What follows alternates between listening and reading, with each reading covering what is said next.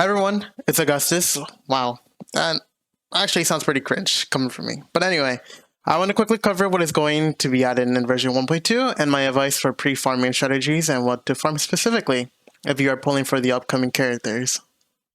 And there will be timestamps if you want to skip ahead to all of this.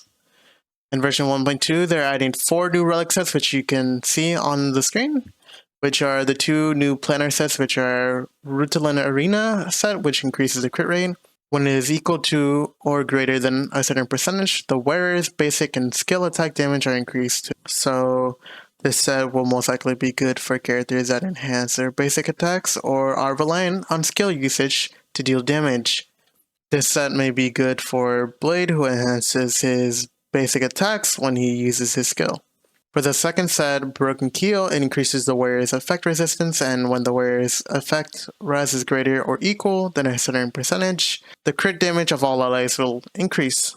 It is good for support characters, which prevents them from being crowd controlled or debuff, and basically good for survivability and allows teams to gain crit damage. And I believe the set would be pretty good on supports like Bronya, who already provides a crit damage boost on her ulti. Next two sets are Longevitous Disciple. Man, that's actually pretty difficult to pronounce, which 2-piece increases max HP. And its 4th piece set bonus is when the wearer is hit, or their HP is consumed by any ally or themselves, and their crit rate increases for a set of turns, and the effect is stackable. So this set is clearly for Blade, and sadly you can't preform it for him, but this set could also be good for Arlen as well if you use him, and you could use it on Clara. The Messenger Traversing Hackerspace 2-piece gives a speed bonus, and for the 4-piece set, it increases the speed of all allies when the wearer uses their ultimate on an ally. However, the effect cannot be stacked, so only one person on your team can have the set equipped. I recommend farming for this once the update comes out, since it is really good for support characters, and the speed is good even for the 2-piece.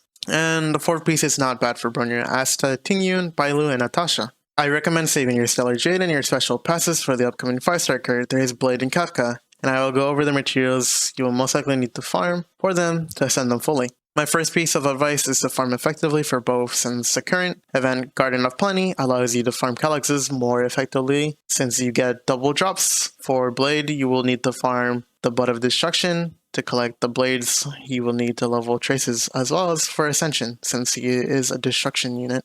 Meanwhile, for Kafka, you'll have to farm the Butt of Nihility or this Obsidian of Obsession materials. And if you have a bunch of both or have a bunch of loot from the Calyxes, I suggest farming for Butt of Memories for character level up material.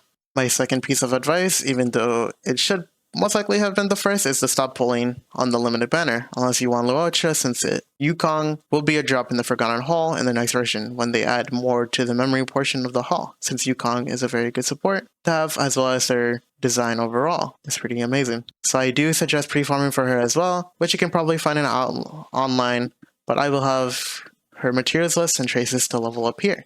Next, for Stagnant of Shadow materials to farm, or you can only farm for Kafka currently in-game by farming Shape of Doom for Shapeshifter's Lightning Staff.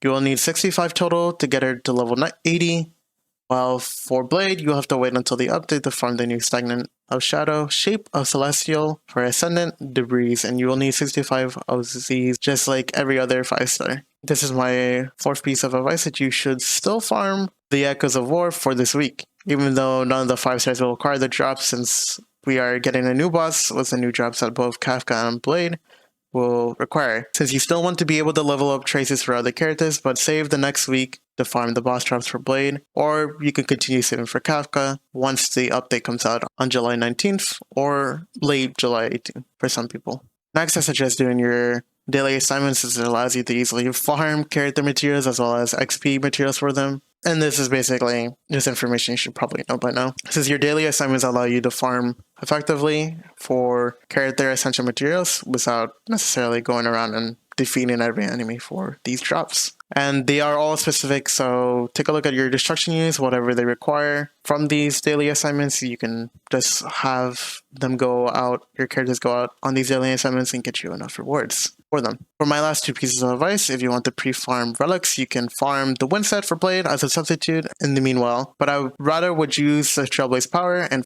farm for Kafka, who you can farm the Break Effect set of Thief of Shooting Meteor, or the lightning damage set of Band of Sizzling Thunder. You can still farm the simulated universe up until 2 days prior to the update, which should be live on Wednesday, July 19th, on Tuesday, July 18th, depending on where you live. So basically on the weekly reset, or maybe by Sunday, turn your Trailblaze power into Immersifiers that can be used in the new World 7 once it drops. But for this week, I still suggest farming until Sunday to gather the weekly rewards for points and getting the Trace of Destiny for unlocking traces. And that was all my advice prior to 1.2 coming out, and if you enjoyed the video, feel free to leave a like on the video and consider subscribing, since it does mean a lot to me and shows you want more of this type of content. I also want to mention that I stream on Twitch typically Monday, Wednesday, Friday, and occasionally on weekends. I will be streaming next week on Wednesday, July 19th, and we'll be pulling for Blade live, so feel free to join the stream and hang out with me while enjoying the new in-game content and story. Let me know in the comments below,